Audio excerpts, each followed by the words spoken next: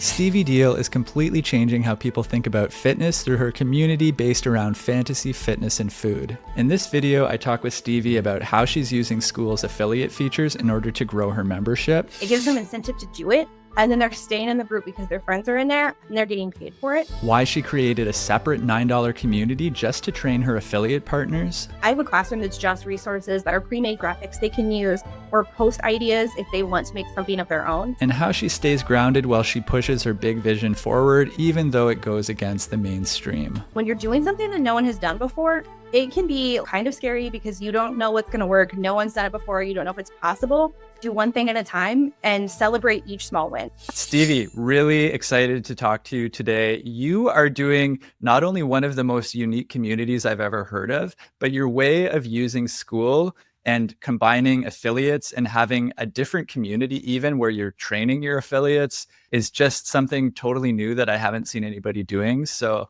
let's just talk a little bit about what your community is. Like, what do you do with fantasy fitness and food? So with fantasy fitness and food, it's part book club, part exercise program, and that we are not just reading the book, we are living it. So as we're going through our group read, we have workouts that are themed to the book. We have 2 mini challenge / walking quests that happen bi-weekly. And we also get recipes that we can make at home that are inspired directly from the pages of the book we're reading. That's super neat. So you're doing like fitness, but through like the lens of fantasy. So it's, I guess, like imagination, and you're using like weapons and stuff like that. Like, how does that part work? Yeah. So, for example, our first group read The Serpent's Coils by K.N. Timothy. She starts kind of as like a street orphan, which has a lot of, she was a thief. So we had some like thief-based workouts that are a lot of climbing and like ducking under things. She then gets trained as a farmer. So we do a lot of carrying heavy things, then learns bow and bow staff and sword. So having bow staff workouts or workouts designed to help improve archery skills are some of the workouts that you can find for that one. Super cool. And like, how did Skool affect the development of this community? Because it seems like such a unique idea. Like, were you building this before you started on Skool, or is this something that kind of evolved through your time on Skool? So I had been doing book workouts on social media where I would just pick a book and give like a single workout that I would do for that book world. When I found Skool, it combined a lot of things that I had been looking for individually. Like I had a thing to send out PDFs for people to get on an email list. I can now just put those directly in Skool. And it gave the community aspect. I don't particularly like Facebook groups because you start them and they're really hard to get going. I liked the Skool aspect because you had the classroom where you could put all the workouts and stuff, but then you also had the community discussion. So people could feel like instead of just connecting in comments on social media, they could talk to each other directly as they were doing workouts and reading books. Super cool. And what kind of people are joining your community? Like, what are they motivated by? A lot of them are just motivated by doing workouts that fit them. I found that a lot of people see traditional workouts and they seem intimidating and hard, and they don't really have a step back for people who are just getting started or who may have conditions or have not exercised in a long time for that stepping stone.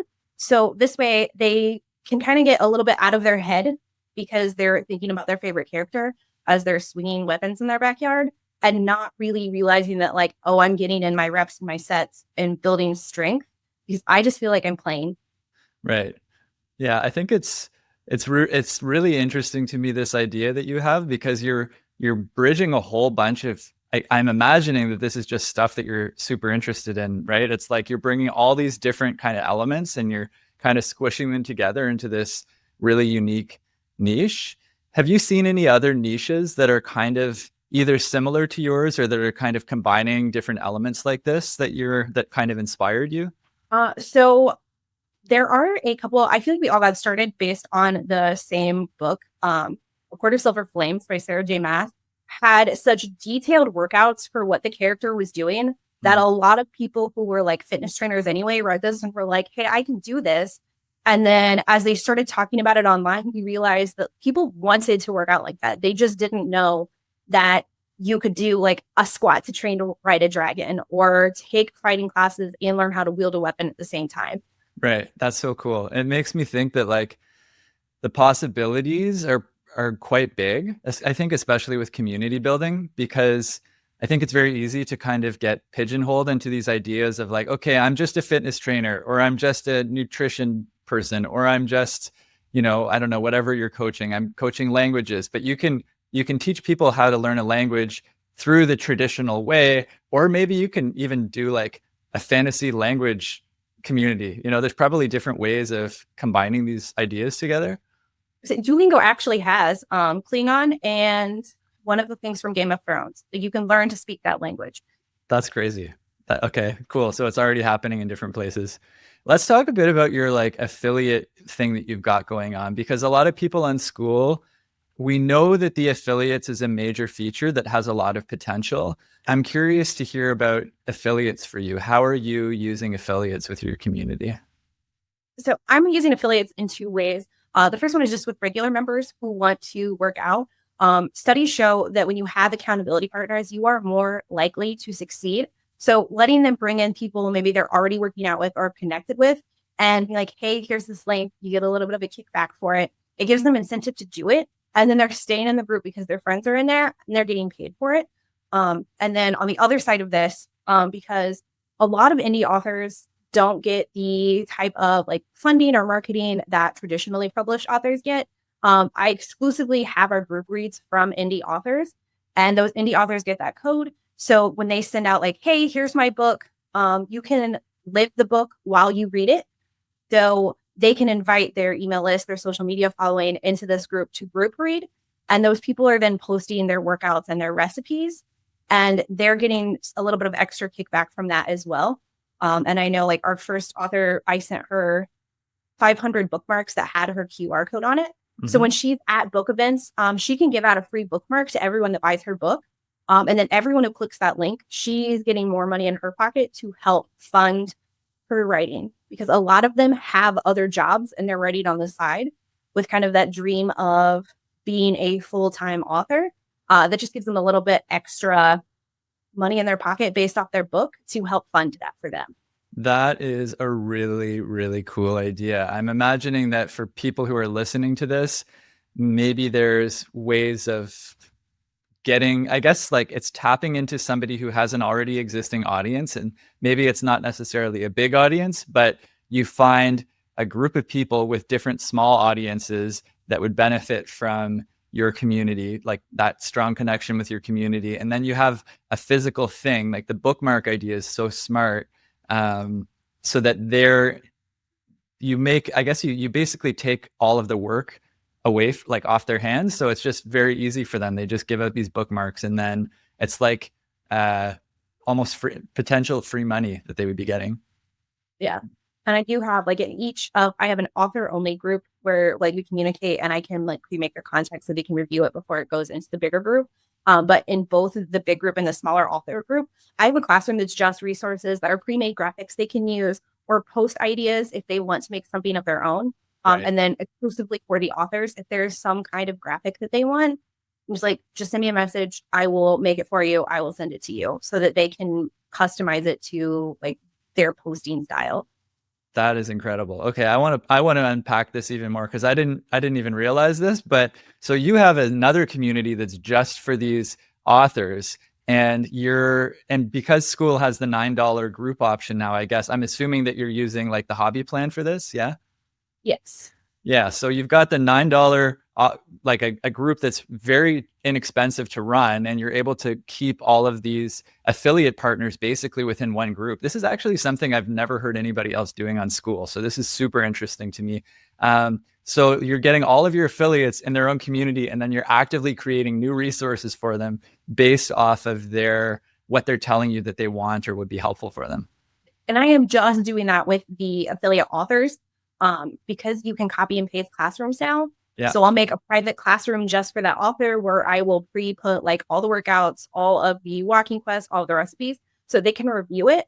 And then I'm posting stuff there and giving them updates. I have 6 founding authors who will be the first 6 featured. So they're in that group, and I'm giving them updates like, hey, I just finished like K-ins.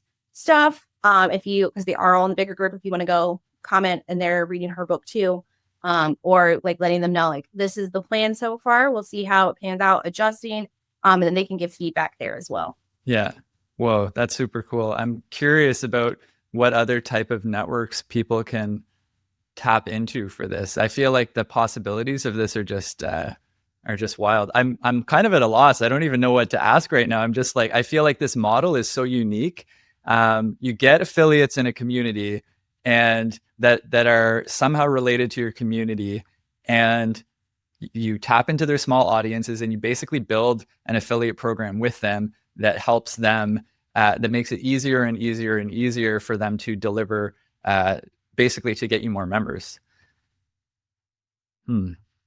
Where do you want to go with this conversation? What are you thinking of right now when we're talking about this? What are your new plans for this? Do you have any like future thoughts about how you want to develop this?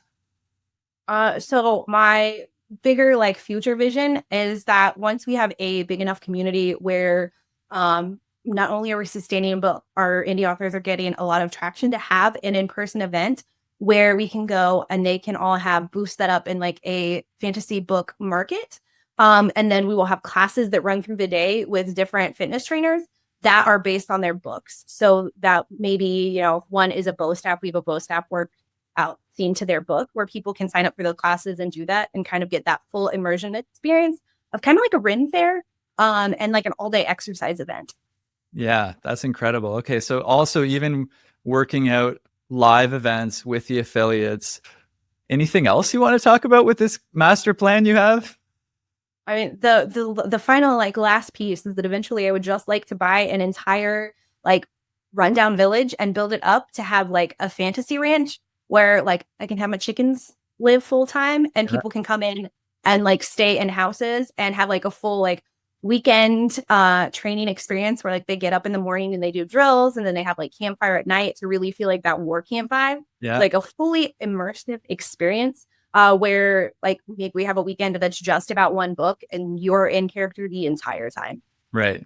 That sounds like an amazing vision, and it feels like an achievable vision to me too. It's like all of the pieces kind of seem to work together in this really synergistic kind of way.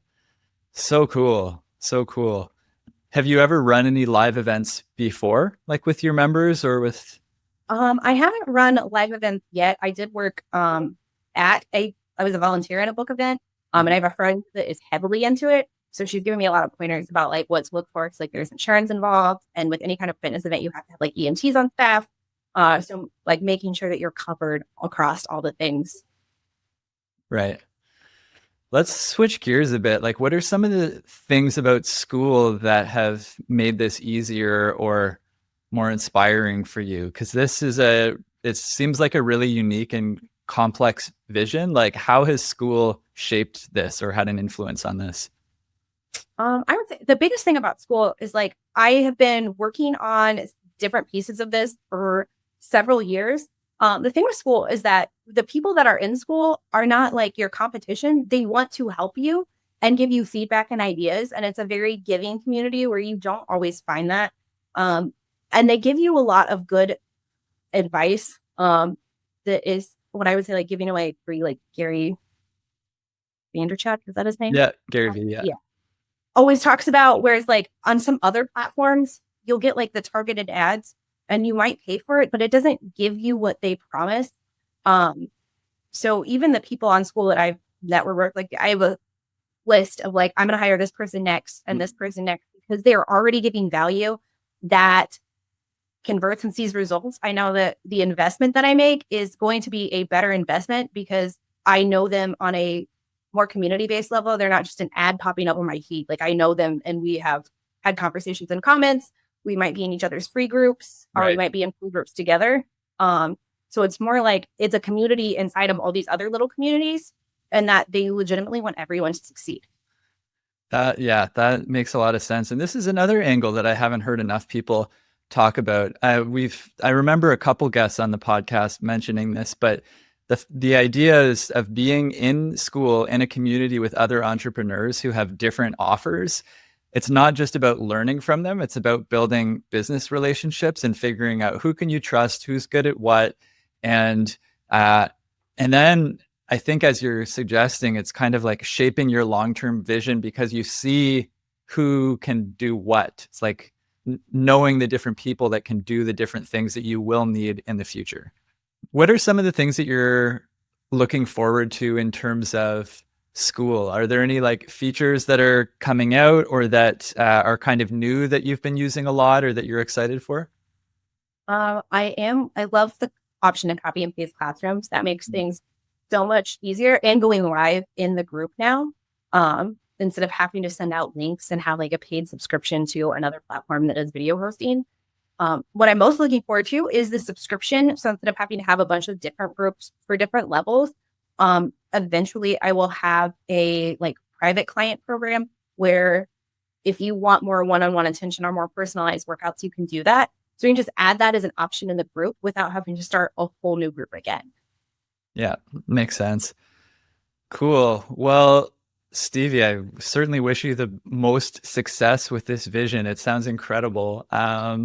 Is there anything that you feel like you would want to share with people before we go? Maybe people who are new to Skool or people who have a unique vision that hasn't really been done before? I would say anytime you are doing something for the first time, and I have like we're gonna call it a spiritual coach. She does a little bit of everything, business, spiritual, but she also pioneered like an entire new modality. And when you're doing something that no one has done before, it can be like kind of scary because you don't know what's gonna work. No one's done it before. You don't know if it's possible. You just have to do one thing at a time and celebrate each small win. So maybe it's the first paid member in your group, and that doesn't seem like a lot. But if you celebrate it every time, you're putting out to the universe that, yes, I want this. So it will keep giving you more. And it's all about knowing that just like the heroes in your favorite book, they didn't go from a street rat to the leader of a country overnight. You have to take all those small steps. And that journey is not always going to be easy or fun. Cool. Great talking with you, Stevie. I appreciate it. You too. Thank you for having me.